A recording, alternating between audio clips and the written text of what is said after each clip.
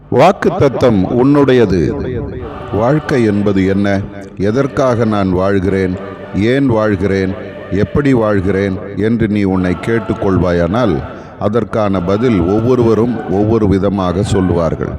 ஆனால் வேதம் தருகிற பதில் என்ன தெரியுமா? தேவன் மனிதனை படைத்ததற்கான நோக்கமே அவன் தன்னோடு இருந்து தன்னை சேவித்து தன்னோடு இருப்பான் என்பதே. ஆனால் பாவம் மனிதனை தேவனை விட்டு தூரமாக கொண்டு போனது. தேவனுக்கும் மனிதனுக்கும் இடையில் பெரிய பிரிவினை ஏற்பட்டது. இந்த பிரிவினையை மாற்றி தேவனோடு நம்மை சேர்க்கும்படி இயேசு கிறிஸ்து இந்த உலகத்தில் வந்து தன்னையே பலியாக ஒப்பு கொடுத்து நம்மை மீட்டெடுத்திருக்கிறார். இப்பொழுது இயேசு பரலோகம் போய் நமக்காக ஒரு இடத்தை ஆயத்தம் பண்ணி கொண்டிருக்கிறார். இயேசு திரும்ப வரப்போகிறார். அவரால் ரட்சிக்கப்பட்ட மனிதர்களை தம்மோடு பரலோகத்திற்கு கொண்டு போகிறார்.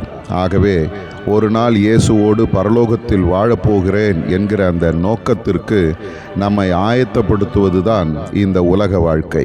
ஆகவே அவருடைய இரக்கத்தை ஒவ்வொரு நாளும் கேட்டு பெற்று அவருக்கு பிரியமாய் வாழ்வோமானால் நாமும் இந்த உலக வாழ்க்கையை முடிக்கும்போது பரலோகம் செல்லலாம்.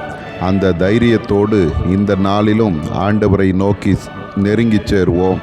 நமக்கு ஒரு பரலோகம் காத்திருக்கிறது. ஆகவே இயேசுவை ஏற்றுக்கொண்டு ரட்சிப்பை பெற்று பாவ மன்னிப்பின் நிச்சயத்தோடு வாழ்ந்தால் இயேசுவோடு நித்தியமான வாழ்க்கை நாம் வாழ முடியும். ஒப்பு கொடுப்பாயா?